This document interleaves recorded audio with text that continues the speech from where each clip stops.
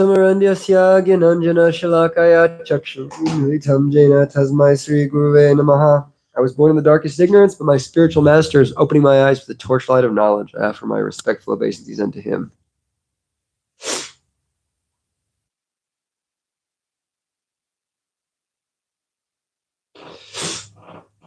So, we're all looking for bliss, ecstasy, pleasure. Yeah, that's what it's all about. That's why we do kirtan, because it's so blissful. We feel so much pleasure when we do chanting. And even if we don't chant, everybody's still looking for, they want ecstasy, they want bliss. They're really, really seeking after happiness. And I was thinking about, I had some realizations actually, just these last few days I've been feeling, like Krishna consciousness is the ultimate challenge. And when you dedicate yourself to that challenge, it's constant work.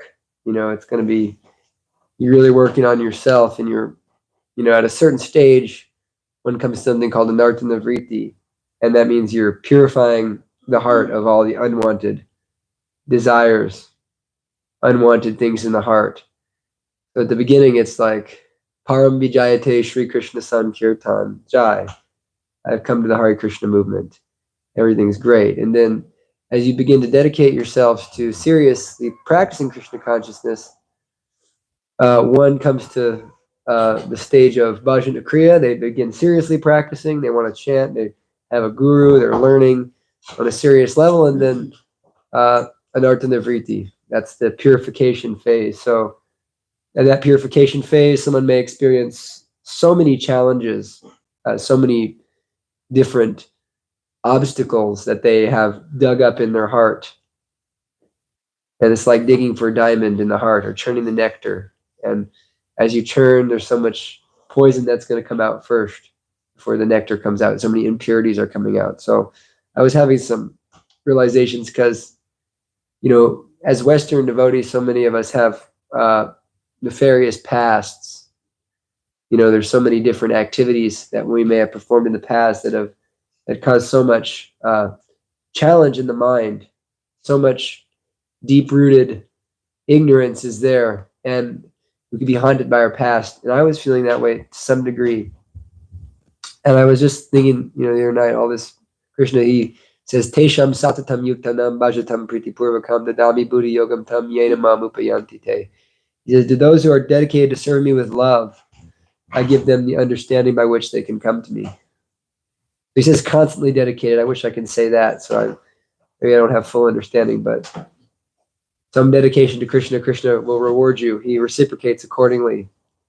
And so we feel some bliss or some ecstasy and some, how do I say it? Reciprocation from the Lord. So much of our whole life, we say in the Vedic literature, it says Ananda Mayo Vyasat, that every living entity is essentially pleasure seeking. And that's kind of a foundational teaching for Krishna consciousness and for understanding the self. But do we actually really understand what that means and how much that means to us? Ananda Mayo Vyasat. Every person is seeking pleasure, because when you analyze that realization, and you actually analyze it in your life, it can open up a lot of doors to deeper levels of spiritual realization. So the first question is what is real pleasure? What is pleasure? So this is the beautiful thing about Krishna, about God, is that God is the highest pleasure. And there's one pamphlet that's given away free by devotees called Krishna, the Reservoir of All Pleasure. And it, right in the first sentence, Srila Prabhupada says, this word Krishna means pleasure. So God is the highest pleasure. And if you think about it, if you really analyze what is, if God, he's everything. But what is God doing? What is God's business? God's business is pleasure. Not just, mundane pleasure. God's business is the most pleasurable, indescribable, unbelievable pleasure imaginable, and that's Krishna. Krishna's business is to be engaged constantly for eternity in that undeniable, unbelievable pleasure. And so in the Bhagavad Gita, after the Bhagavad Gita has been spoken, the Bhagavad Gita is spoken by Krishna to Arjuna, but it's actually being narrated by Sanjaya, who's seeing this by his mystic vision. He has some mystic vision that he's been granted from his guru Vyas.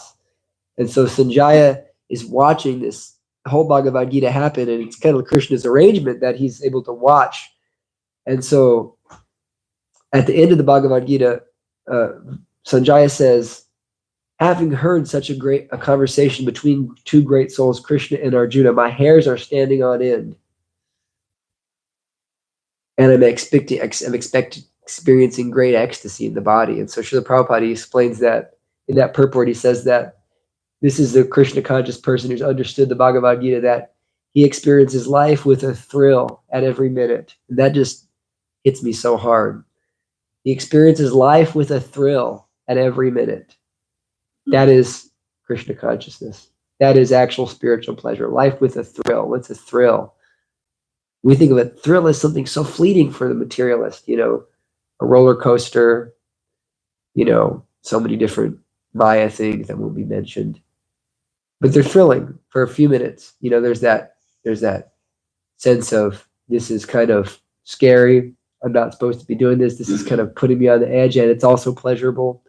And so in the material world, like prostitutes and drugs and all kinds of gnarly things, people get thrills, cheap thrills, they say. And so the Krishna conscious person experiences life with a thrill at every minute. And so that just, that's an encouraging thought, that we can have that thrill at every minute.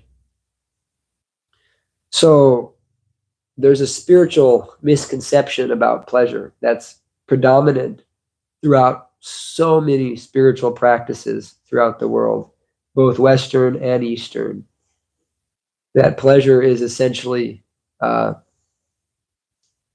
negative for our spiritual life, especially in the Catholic faith. There's a sense of, deny yourself, which is true. And, they sometimes, the monks, they flagellate themselves. They have these whips, they whip themselves, causing themselves pain.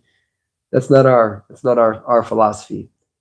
And so there's this sense that the material pleasure is causing bondage. That's kind of a universal principle in Eastern thought and in spiritual thought, that this material pleasure, mundane material pleasures, sex, drugs, and rock and roll, they're causing, some bondage to the material energy and some entanglement, and therefore they're bad and we should reject them.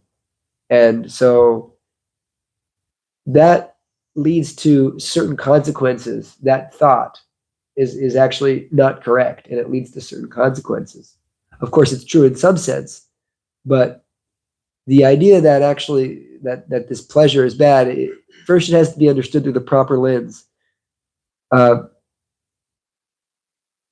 Pleasure is innate in the soul. Anandamaya Abhyasat. Every living entity is seeking pleasure. So if you're seeking pleasure, how could you avoid pleasure? So the ultimate material pleasure, Srila Prabhupada explains, is sex desire, sex life, and the ultimate spiritual pleasure is, connecting with Krishna. And so whether in everything in between that, could be seen as mundane or as somewhat spiritual, but ultimately that is still seeking Krishna. That is still in the soul. So you can't remove that desire for pleasure out of the soul. So we may be dealing with lust, we may be dealing with greed, we may be dealing with so many emotions in our advancement in Krishna consciousness, in our spiritual pursuits. But we should understand that can't be removed from our hearts, because that's who we are. We're Anandamaya Abhyasat. We're pleasure-seeking entities. Therefore, it's not a matter of removal, it's a matter of transformation. And this is what actual bhakti yoga is. It's the transformation process. So I was also, before I was living in the temple, I was certified in energetic healing, sound healing. And a lot of that has to do with chakras. And I don't do it so much because the real healing is for the soul. Once in a while, I will, if I feel it will help someone. But the real sound healing is kirtan and japa. But so it's, there's 7 chakras, there's 7 energy centers in the body. And it's described in basic that each chakra deals with a certain energy and is blocked by a certain energy. So the second chakra, the sacral chakra, deals with pleasure and is blocked by guilt. So, and the first chakra deals with fear. It deals with survival and it's blocked by fear. And this deals with willpower. Third chakra deals with willpower and it's blocked by anger. So all those there's an intrinsic connection there. There's an intrinsic connection that this Anandamaya Vyasat, we're the pleasure-seeking entity. We're seeking pleasure. But because if someone surrenders to a spiritual life or has knowledge, then all of a sudden we kind of face a guilt complex immediately, because there's this sense of like, I'm attracted to the material energy. And we're all mostly ever pretty acquainted with the Krishna conscious philosophy here. There's no brand new people. So I expected that. And so we're speaking at a little bit higher level than we usually would. So there's the sense that as we're practicing, there's the sense of guilt. I shouldn't be attracted to this material energy. It's kind of, it's this dichotomy that we're facing.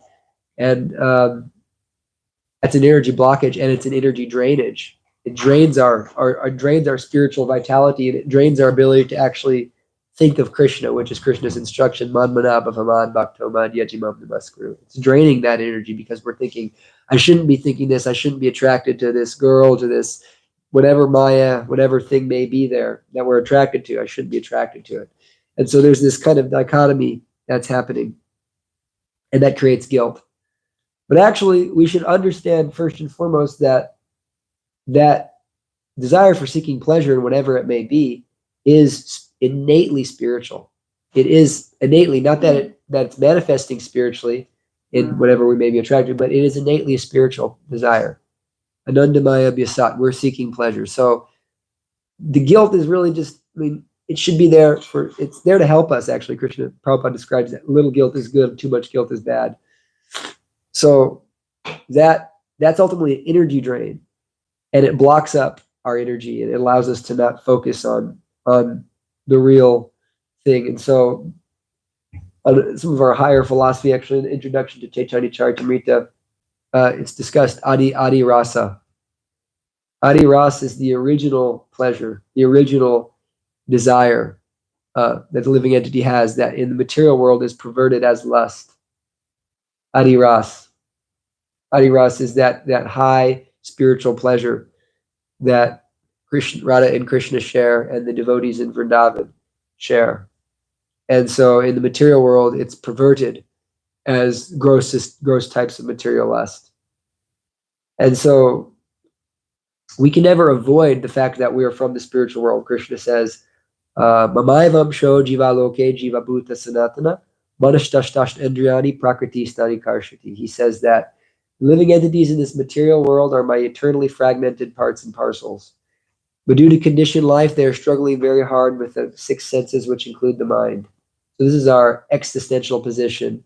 We are parts and parcels of the Supreme Lord, and we are meant to take part in his pleasure. We're parts of his symphony of pleasure. And because we've come to the material world due to conditioned life, we are suffering very hard with the six senses, which include the mind. And so that desire, it actually comes from envy. Ultimately, we wanted to be like Krishna. We wanted to enjoy without Krishna, and that's why we come to this material world. That desire manifests through the body because of the ultimate material misconception. Maya's first, most powerful agent is false ego. That we think I'm this body. Prakriti kriyamanani guda karmani sarvasya hankara vibhuda makarta hamiti manyate. That we think we're this body, and therefore we're acting, and we're thinking we're doing so many things. So that's Maya's potency, to throw us and to cover us and to make us think we're this body. So that Adi Rasa, which is innate in us, that desire for spiritual pleasure, becomes translated through the lens of the body, through this false ego, thinking I'm the body, and therefore it manifests in this form of gross lust. Because we wanted it, and Krishna is providing a body based on our desires. So, yeah, God is the original pleasure. And it is that desire that we've had to enjoy separately. That's the proverbial fall from grace that we hear about in actually all religious traditions that, Satan became envious of God. In the Christian tradition, it's described, God created the heavens and the earth. And, he created all the angels. And the angels, they're beyond time and space. And so when God's plan was revealed to, the angels, Satan became envious. He became envious of Christ, became envious of God's plan, and felt it was unright. And therefore, he rebelled against God and was cast down to hell, which this is hell. So he was cast here. And it says so many times in the Christian tradition, this is Satan's world. And so in the same way, that's, proverbial for us, the living entity who ultimately was in our natural position serving Krishna and tasting spiritual pleasure at every moment. And due to our desire to lord it over material energy separately from Krishna and ultimately to be God, when we desire to be God or to be the controller and to be the center of our world, we've come to a place where we're allowed to fulfill that desire. And that in the material world, that Adi Ras is manifested through, ultimately through sexual romantic relationships, but then through so many other things, through, the desire for power. And ultimately they all come down to being God. So as we've fallen from that position. And actually the real thing is that we want to reinstate ourselves in the position of real spiritual pleasure. And this is a common theme throughout the Vedic paradigm. We see the most classic and commonly used example is we're in this glorious Lord Ramchandra time. Ramchandra, he is the supreme personality of Godhead himself, appeared in this world as the ideal king, and his pleasure potency, his Ladini Shakti, or the pleasure potency of God, appeared as Sita Devi. And what is it that Ravana wanted to do? Ravana wanted to capture Sita Devi without Ram, and therefore, he's the classic materialist. And so, what does the devotee do? What does the great devotee Hanuman do? He's trying to recover Sita Devi and reunite them, her with Lord Ram. So how do we really? Well, first I'll ask a question. How many of you have experienced pleasure in this world? Any type of pleasure, whether it be food, whatever it has. How many of you experienced spiritual pleasure in your life once or twice? In a kirtan. How many of you have experienced spiritual ecstasy? What's better, material pleasure or spiritual pleasure? Spiritual pleasure, right? Everybody knows that. Once you have a little taste of spiritual pleasure, you know that the material pleasure can't hold up. And so that's why you're here, and that's why you're addicted to Krishna, and you can't stop coming. Because Krishna has captured you with a taste. I was hearing this story about this American was traveling through Germany. He stayed at a temple, they had a B&B or something in Germany, and he had been coming and listening a little bit. He said, I'd like to try to chant. And he said he went out and chanted for 30 minutes, and he came back and he told the devotees, he said, this should be a controlled substance. It's very ecstatic. It's very blissful to chant Hare Krishna. So how does the living entity achieve real pleasure? What is the real pleasure the living entity can achieve? How does the living entity actually access that spiritual pleasure versus the material pleasure? Emotional service? Yes. But what is that? Yes, that's exactly right. That's a perfect, correct answer. So what does that mean is that, yes. Singing and intentionalizing, manifesting the words of the Lord. That is, the Lord. Yeah, that is how you perform it. Yeah, absolutely. So that's the exact answer. That's right. But what I want to say is that it's this reunion. It's this reunion. The living entity in the spiritual world gains pleasure from connecting, giving Krishna pleasure, for actually assisting Krishna or uniting Krishna with his pleasure potency. And the spiritual world, the residents in Goloka Vrindavan, in the highest spiritual abode, they're actually the real, we think we're new devotees, we think, yes, I want to go embrace Krishna That's our thought. But actually, the real desire is that I want Radharani to embrace Krishna. I want to see Radharani embrace Krishna. That's how the actual residents of the spiritual world are thinking. Everything in the spiritual world actually is manifested in such a way that it's meant to give pleasure. It's meant to unite Radha and Krishna. And it's described that, Jesus Christ, he confirms this. It's described that the Sakis are the direct servants of Srimati Radharani, and they're always engaged in uniting Radha and Krishna. And then the Manjaris are assisting the Sakis. But who feels more ecstasy? The Manjaris feel more ecstasy than the Sakis do. And so as you go down, as the servant of the servant of the servant of the servant gets more and more down, that person feels more ecstasy from seeing Radha and Krishna united. And what's Radharani's mood? She wants to unite all the devotees to Krishna. So that's the way the spiritual world works. And that's the platform of pure love. So material, the pleasure is there. And in the spiritual world, pleasure is love. And in the material world, pleasure is lust. And so that's how this is working. So in the spiritual world, everybody wants to give someone Krishna, give someone Krishna. I want to give you Krishna. I want to introduce you to Krishna. And so you see that's why the preachers of Krishna consciousness, those who are distributing books and preaching, they have the most bliss because they're sharing Krishna. And therefore they're reuniting. They're doing they're doing the activity of the spiritual world. We just had His Grace Parameshwar Das here. He was, seriously one of the most blissful devotees I've ever seen in my life. And deeply realized that he's definitely in that spiritual mood. So you see Sitaram, that Ravana wanted to enjoy Sita for himself. She's the most beautiful. She's actually the ultimate beauty in the whole universe. And so he saw her. And Ram was, of course, banished to the forest. And there was a plot by Ravana to capture Sita. And so it's described that there was, it's a golden stag, a golden deer, and Sita wanted this deer, and so Ram said he was going to go get it, but he left Lakshman there to protect Sita. And then Ravana manifested some trickery to, also lure Lakshman away, but Lakshman, drew a circle around Sita that was protective. And then Ravana came in the form of a Brahmana and convinced Sita to step outside the circle and therefore captured her. And then proceeded to take Sita to try to enjoy her for himself without Ram, which is the ultimate sin. That's the original sin, is that we want to enjoy Krishna's energy without Krishna. And Srila Prabhupada quotes the Archbishop of Canterbury many times, that people, they want the kingdom of God without God. And therefore, they suffer like anything.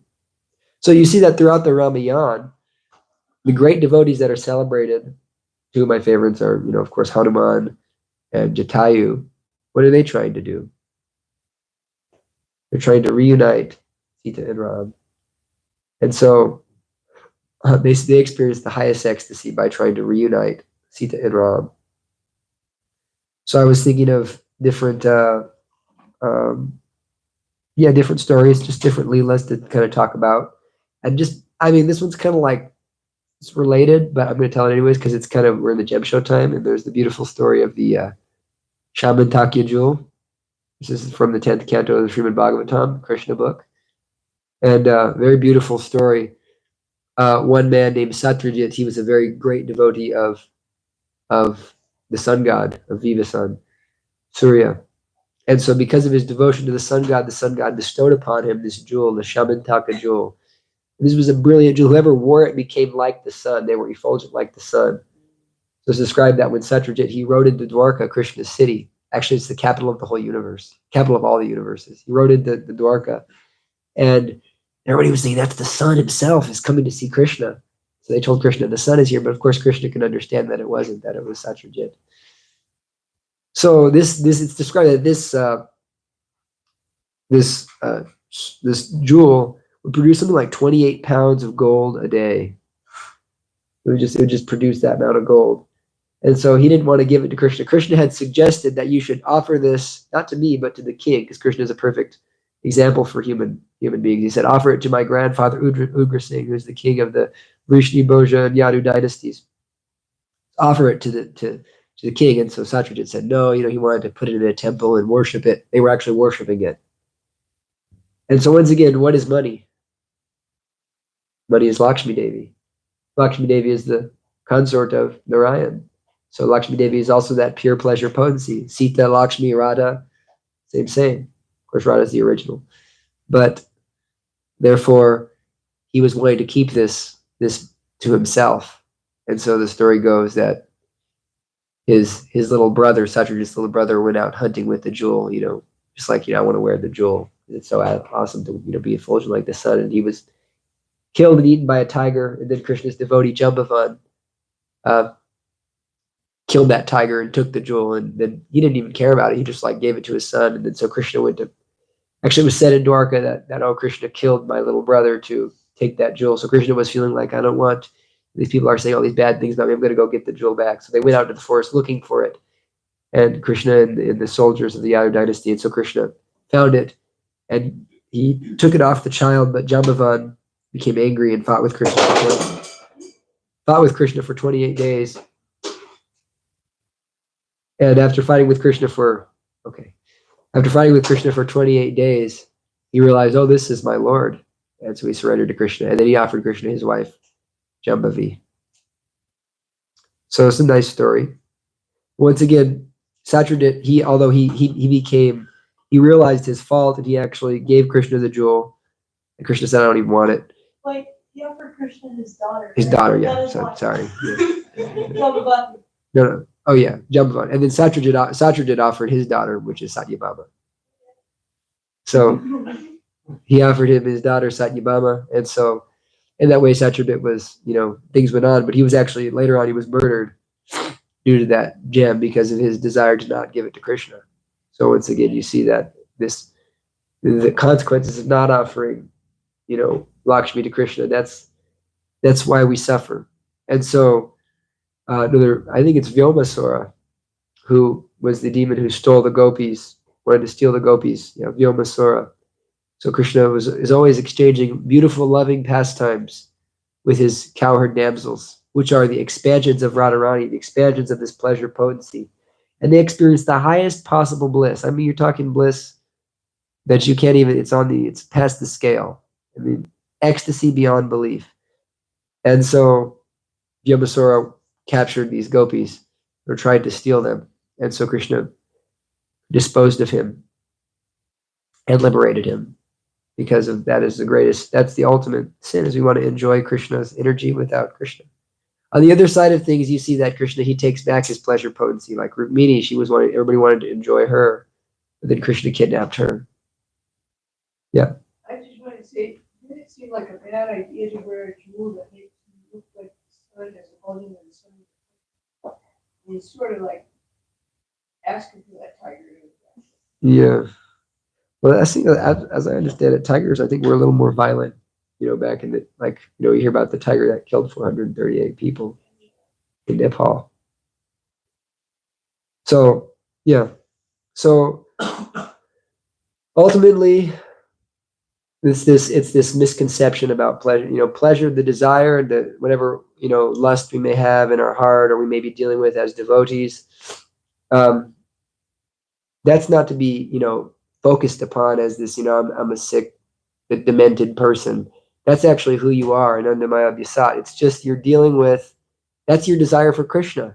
That is your desire to be with Krishna. It's just you're dealing with a perverted mind, so and the body. And so it's not something the guilt is actually draining your energy, doing all these things. So better we just focus on how to use everything for Krishna. That's actually our process, how to use everything in Krishna's service. And so that's the genius of this Krishna conscious philosophy. And so much of the time we talk about shelter. Actually, everybody's seeking shelter in this world. It's just, and that means, what is shelter? What is shelter? Yeah, it is. Safety. Well, of course, the Lord of Krishna. Yeah, but that's not what I was looking for. Safe space. Is that protection? Someone said something else. What did Sachi say? I said safety. Someone said something that was. Said something that was right. Anyway. Safe space. safe space. Okay, so yeah, shelter is ultimately something we do we go to when we're uncomfortable. That's what you analyze it. You break it back down. What is shelter? It's what's protecting us from discomfort in some way, shape, or form. So shelter is ultimately the satisfaction of our desire.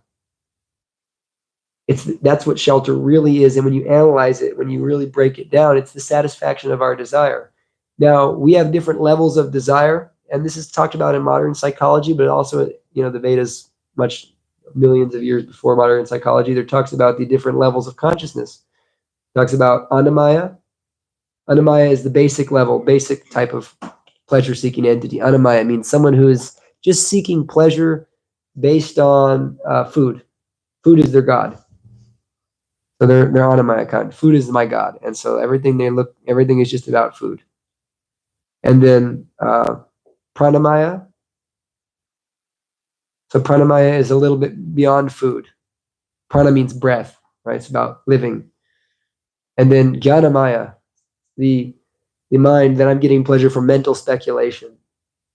And so we feel a lot of that in the world, especially in America, because it's like generally people are pretty well off. So the Gyan Mayas, they're taking pleasure from mental speculation. And then there's Vijnanamaya, which is they have some realization. They've actually realized they're not this body. And then there's Anandamaya, which is the pleasure that's experienced by the soul when in connection with Krishna. But in each case, we're taking shelter of some type of pleasure, and you cannot avoid that Anandamaya Abhyasat. We're seeking that Ananda, we're seeking that bliss. So whether one is just trying to survive, that's a type of seeking pleasure. I'm trying to survive by just not dying. Give me shelter, don't kill me. I'm going to, find a roof over my head to save me from the elements. Or, I need to use substances, or I need to, have, so many relationships in my life to support me so that I can ease my discomfort because I need connection. I need love. And so ultimately we're seeking shelter, we're seeking love, we're seeking reciprocation, we're seeking these things. And so, the crux of our philosophy is that is Krishna, that the real shelter, the real love, the real mercy is Krishna, to take shelter of Krishna. And so we should understand that Anandamaya Abhyasat, we can't avoid it. It's always going. It's our constant drive. How am I going to find pleasure? Where am I going to find satisfaction? Me and Lita were walking around the gem show today distributing prasadam, and I thought, because, this is the devotees' ears, I thought I heard the riff for What is Life by George Harrison, which is a song about Krishna. It's a song about what is life without Krishna, but actually it was the song about ultimate Maya.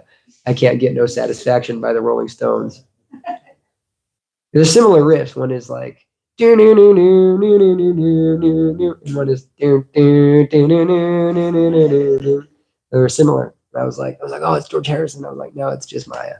It's just something about. But yeah, so real pleasure is our desire, our ability to connect with Krishna and serve Krishna.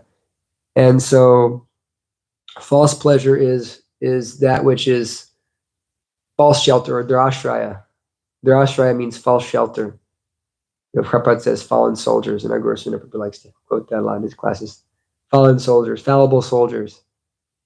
That we're taking shelter of things that ultimately don't give us real shelter. So the ultimate satisfaction is that we engage in serving Krishna, and we unite Krishna's pleasure potency to Krishna. So how do we do that? We say, Hare Krishna, Krishna Krishna, Hare Hare, Hare Rama, Rama Rama, Hare Hare. So Hare is that Ladini Shakti, that pleasure potency, and Krishna is that supreme source of all energies. And so unite the two, Hare Krishna, you experience great ecstasy. And not only are you doing that, you're by absorbing yourself in that mantra, you are not you're in that moment. Yes, you're connecting directly with Radha and Krishna, and you're uniting the two. But then that's also fulfilling going into your life. It's a prayer that throughout my life, now I'm going to do service. I'm asking for service, that in my service, I'm actually performing this activity. So this is the basic thing in everything we do. And so actually, quite honestly, this class was inspired by another class I heard. So it's not me. I'm really just speaking a class that I was hearing. and some because it was going along with some realizations I was having. So yeah. Question is let me see here. How do we? What if we're in that between phase, right? What is this is such our philosophy has so much nice that we're not necessarily we're doing chanting, we're following, we're trying our best, but still there's material desire. Still I'm attracted to this thing, and then I'm not ready to enter the rasa dance yet. So now I'm here. So what is the solution? And so the ultimate solution is this yukta vairagya. It is we have to dovetail. Srila Prabhupada uses that word. We have to use the propensity to lord over material nature and offer that back to Krishna in the form of sacrifice. So all of these things have their place and purpose. But we have to accept the basic, we have to accept that, we have to live like a human being. We can't be animals. That's the first basic thing, and so, animal life means meat eating, intoxication, illicit sex, and gambling. Those things are ultimately animal life. And so we're in that state. We can never actually perform the method to get out of it. Except we can always chant Hare Krishna. And if we do that, we'll eventually come to the level of not being an animal anymore. We just keep chanting it. Wherever we're at, we can chant. Even the animals can chant. So that's our ultimate saving grace is the holy name. But in terms of really seriously working through these anarthas, there has to be some understanding. And so there's a system that Krishna gave. Krishna gives this varnashram system. He gives a system of a perfect system of knowledge by which we can execute and extricate ourselves from this material energy. So in both cases, someone can be a renunciate, someone could be a married person. In either case, they're using that energy because in both cases, there's still desire. There's desire here, there's desire there. The grihastha is feeling some desire, and so is the renunciate, unless they're pure paramahamsa. So in both cases, there's desire. So what do we do? It is that we use this energy ultimately for Krishna's service, because it's Krishna's energy. It's that desire for pleasure that the living entity is innately given. And so, it's described that the grihastha has children, they have, relationship with each other. In that way, they experience some pleasure, but because it's offered and done in a Krishna conscious way, it's purifying. And that purification process allows them to experience God within that ashram. It's a spiritual ashram. I was talking to my godbrother Krishna Charan. He's very, very smart and very amazing devotee. And here his life, just really amazing soul actually.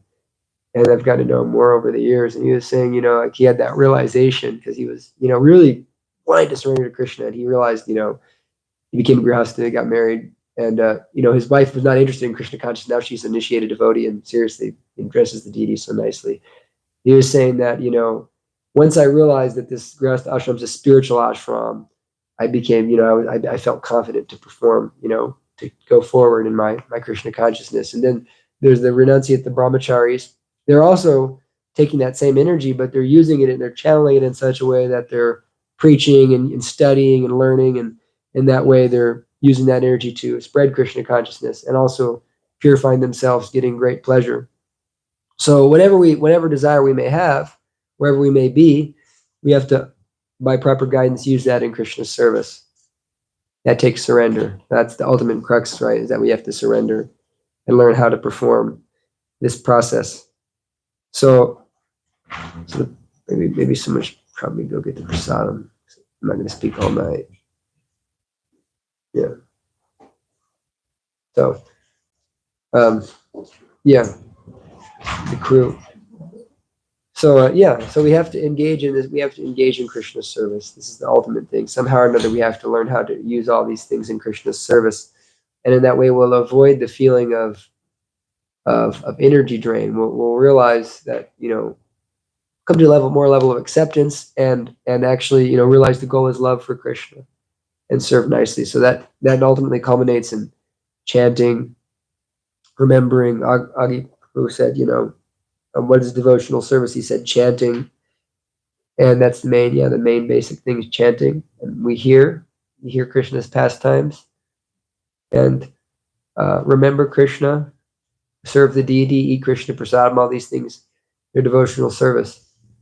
And so, last point I'll make, and then I'll summarize, and then we'll ask for questions, is that everything is based on desire in the material world. That we have some desire to either enjoy that which is not, or we have some desire to enjoy that which is. And in either case, there's this enjoyment mentality. So the process of chanting Hare Krishna, worshiping the deity, taking prasadam is we're cultivating the desire to serve Krishna, rather than the desire to fulfill our senses, to serve our senses. And by cultivating that desire to serve Krishna, especially by praying to Krishna in the form of the Maha Mantra, Hare Krishna, Krishna Krishna, Hare Hare, Hare Rama, Rama Rama, Hare Hare. If we act in that way, we're praying to Krishna, please, engage me in your service.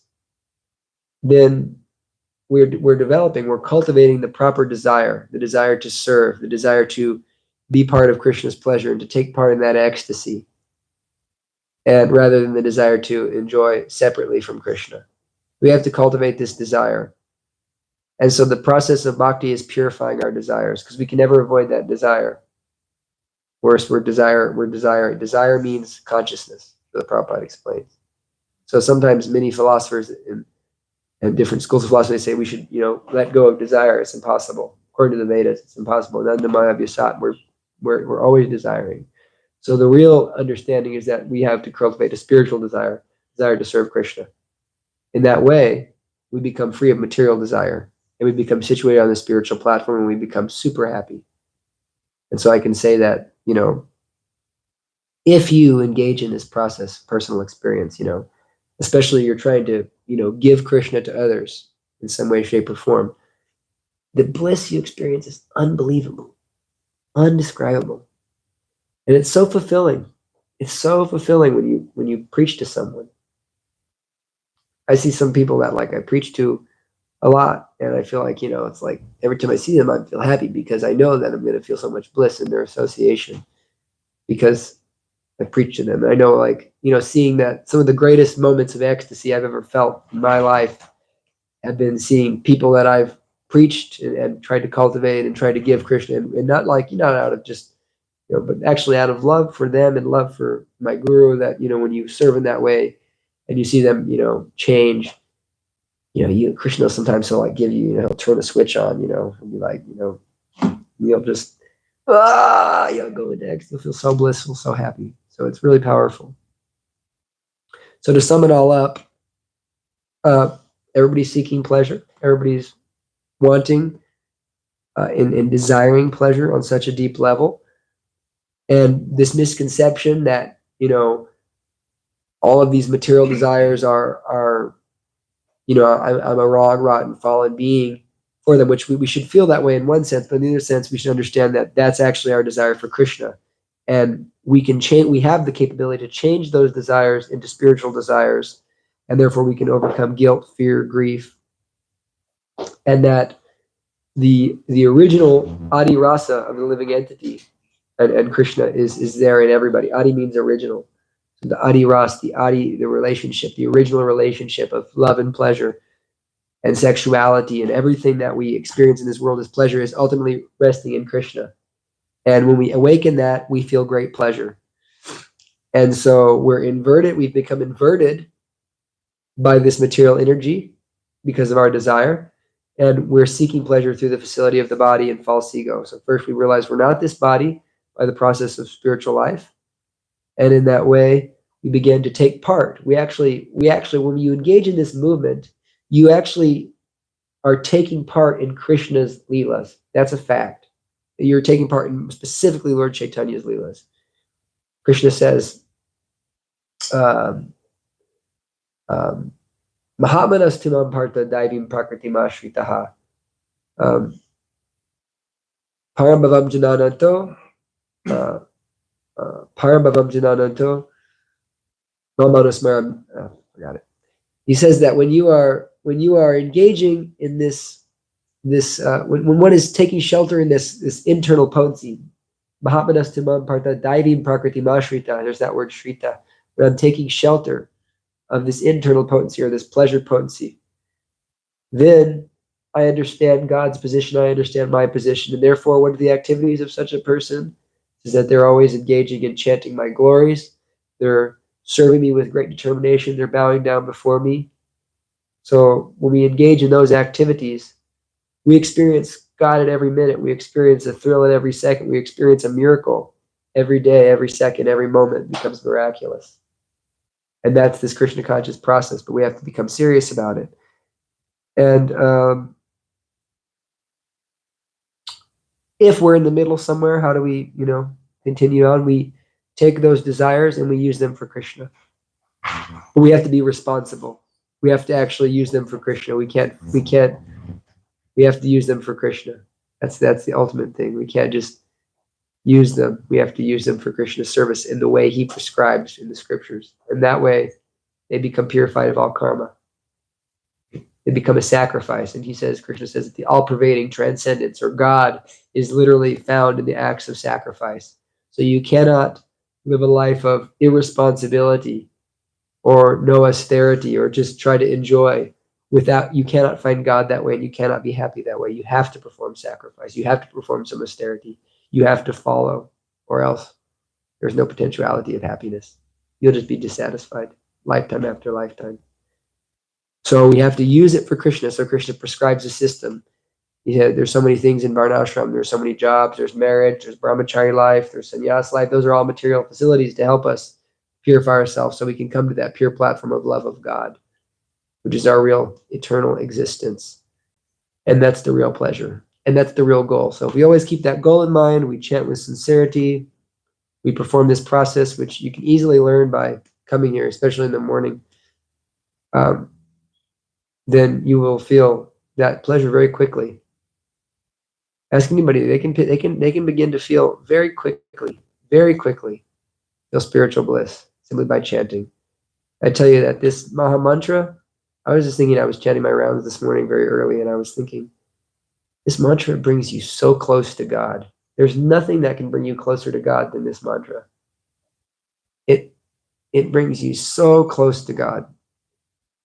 It's the ultimate way to connect and become close to God. Chant this mantra more than prayer, more than anything else. Chant Hare Krishna. You'll become so close to Krishna. So, any questions, comments, criticisms, challenges? So how do you get rid of your desire to want or need or want connection? We should always want connection with other people. There's nothing wrong with that. That's nature. We have to connect. We want to connect with Krishna. We want to connect with Krishna's parts and parcels, but we want to connect in such a way that's full of love, not full of lust. But you can't deny the desire to connect. That's adiras. That's pleasure. We have to have that. But how are we connecting? That's the question. And so someone who's spiritually enlightened, they connect in such a way that they're connecting on the spiritual level. They're connecting to the soul. And so you find that, there was one devotee, everybody who saw Srila Prabhupada would cut them down and chastise them. And they would be like, so happy. Even people that didn't even weren't devotees, and they all loved Prabhupada. And someone said, Srila Prabhupada, everybody loves you. And Prabhupada said, that's because I love everybody. And so in that way, Srila Prabhupada, he was able to deeply connect with everybody because he loved them on the spiritual level. And anybody who's a devotee and been a devotee for some years understands that if you want real intimacy, which is we all desire and need intimacy, but mundane material intimacy cannot even compare to the spiritual intimacy that one can feel with another devotee. It just can't compare. Doesn't even hold a candle. Or the intimacy that one can feel with Krishna and the spiritual master. Because that's on the loving platform. So there's no way we can get rid of the desire to connect with another human being. We have to change that desire in an appropriate way, which means first we have to work on ourselves. Because otherwise, it's going to be there. But the desire to connect has to be done in such a way that we're connecting on the spiritual level. And so, we're not losing that desire. We can't get rid of that desire. But in terms of mundane lusts and mundane desires, the way we get rid of them is by engaging fully in the process of spiritual life, of Krishna consciousness. If you engage fully in that process, then yeah, it'll be very easy to overcome them. Krishna says, Daiviheshu gunamai, mama maya duratyaya, mameva ye prapadyante, maya metam tarantite. He says that this material energy of mine is very difficult to overcome, but for one who has surrendered unto me, he can easily cross beyond it. So we practice this process, then we'll lose those desires, and still if they remain, then we can use that, mundane material desire in Krishna's service in a bona fide way. And in that way, it becomes purified and it becomes blessed. Just like we're eating right now. We all desire food. That's that anamaya. But we're experiencing spiritual happiness by eating food in connection to Krishna. So you're experiencing something spiritual while at the same time you're also feeding your body. So in the same way, mundane desires can all be used in that way. They can be offered to Krishna in a spiritual way. And if they're done properly, you can't offer Krishna a slab of steak. So you have to do it in the proper way, but it can be done. But on the highest level, the process of Krishna consciousness and connecting with Krishna is fully capable of fulfilling all of our intimate desires. So yeah, we have to connect with people. Don't think that we don't have to, that we're trying to avoid that connection. We have to have connection. And one of the reasons I feel like, being a devotee is so fun is because I have so many friends, and they're real friends. They are not fake friends. They really care about me. And I've never found, I swear, I lived my whole life and I, wanted so much community and friendship and family, and like becoming devotees, like, oh, this is it. This is it. I never felt like I fit in until this. And we don't, because we fit in the spiritual world. We're always a fish out of water otherwise. Did that answer your question? Manjil Prabhu. So in this material world, like desire to gain something material, or fear to lose something, which one is more dangerous? Like a feeling of desire to gain something. There's no difference between the two. They're just two sides of the same coin. Desire to gain and the fear to lose is the same thing. And yeah, I'd like some. It's the same thing. And so, yeah, there's no difference. One is actually in the mode of passion, and one is more in the mode of ignorance. The only difference. So we always desire to gain material, and we don't want to lose spiritual, or we don't want to lose material either. I'm sorry. We desire to gain so many things because actually this is all coming from this desire to be Krishna. Like I want to gain fame, profit, adoration, distinction. I want this person to love me because why? Because on the deepest level, and when we say love, we mean mundane way, adore my ego. We mean because I want to be the center of attention. And so then once I have that, I don't want to lose it. And so when I do lose it, it's painful, it's horrible. And so we should understand that that's ultimately on the bodily platform. It's ultimately Maya. Krishna says, Brahma Bhuta Prasanatma Nasochati Nakankshati Sama Sarveshu Bhuteshu Amad Bhaktim Labate Param. He says that someone who's actually situated on transcendence, in the transcendental level, they don't desire or lament. They don't have any desire or lamentation. They're materially. And therefore, they're always happy. They see all living beings equally. My wife, my son, my enemy. I love them all. And they're just detached. And in that stage, they can perform pure devotional service unto me. And they become attached to Krishna, Krishna's devotees, Krishna's prasadam, Krishna's energies. They become internal energies. They become attached like that to Krishna. So, yeah, it's the same thing. It ultimately stems from that misconception of the self. And so we just have to either let go of it or find a way to use it in Krishna's service. Because we understand Krishna's going to take everything at the end anyways. Everything is going. So he's either going to take it now or he's going to take it at the time of death. But ultimately, it's going to be lost.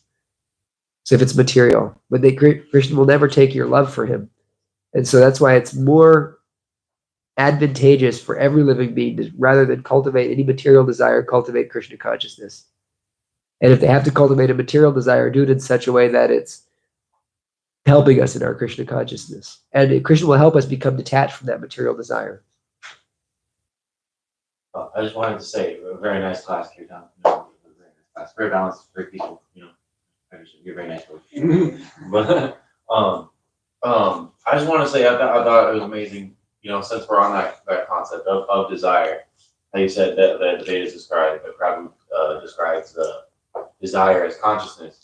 It's kind of funny because, like you say, it's like impossible to get rid of. It's kind of funny because in like the Taoist ideals, it's like desire is the ideal of seeking, you know, like wanting. Yeah, that's what you were saying, and it's it truly is. Like even they describe like the only way you cast out that ideal is by an unconscious conscious state. That's why it's like in the movies or in like kung fu films and stuff like that. It's like they only attain that by attaining the highest realization of purpose for God, because God gives them the ability to cast off their desires for a higher purpose.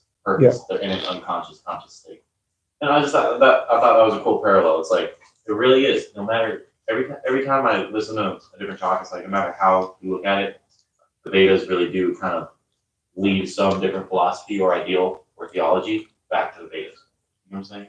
Yeah. It's very cool. Everything comes from the Vedas. Yeah, very cool parallel. Yeah. Thank you. Very good class. Any other points? Omar Sam. Is pleasure the same thing as bliss? No, not necessarily. Pleasure is the different levels of pleasure. There's Anandamaya, which means literally blissful pleasure. And there's Pranamaya, which means the pleasure from just eating. So they're not the same thing. But bliss is a type of pleasure. It's the ultimate real pleasure. It's the actual pleasure. But not all pleasures are bliss. We can't, yeah. If we are a soul, and one of the properties of the soul is that it's blissful, then shouldn't we be experiencing bliss even if we haven't realized that we are the soul? Because we are the soul. And we must be. Yep. But you're too absorbed in your false ego to feel it. Because that's a fact that you are experiencing bliss. You are Satchitananda. But I'm this body. And you're so attached to that conception through the mind that you can't escape this fact that like I need pleasure from this and that and this and that and this and that. But yeah. And so, if you have something powerful enough to blow you out of the false ego, then yeah, it's like, whoa, I've always been this way. I'm blissful. Thank you for coming, Prabhu. Hare Krishna. Yeah. So, what's that? Yeah. So you're right. You are experiencing that, but you don't know it. You can't. It's the covering. And ultimately it's that ahankar. It's that false ego. We find that if someone who's a pure devotee, materially, everything can be going wrong. Srila Prabhupada was leaving his body feeling ecstasy. Prahlad Maharaj was being lit on fire, thrown into a snake pit, trampled by elephants, all these things that were happening to Prahlad Maharaj. He never lost his ecstasy. The Pandavas never lost their ecstasy because they were always in Krishna consciousness. But we had to become Krishna conscious. Good question. That's a big question I thought about a lot too. Because I realized in my part, I was like, wait, I am Satchitananda. That's it. If you realize that, like my Guru Maharaj is really, really amazing at that. He kind of like, he can really say, I'm part and parcel of Krishna. And he's so convinced of that. He's so fully aware of that, what can hurt me? What can bother me? I'm part and parcel of Krishna. But you have to have that realization. You have to actually become convinced of that. So you have to stop being harassed by the senses. Therefore, you have to conquer the senses via the process of Krishna consciousness. Then we can end here. Then we can discuss more, but it's in the live stream. So I can take prasadam, more prasadam maybe. I want more. So good.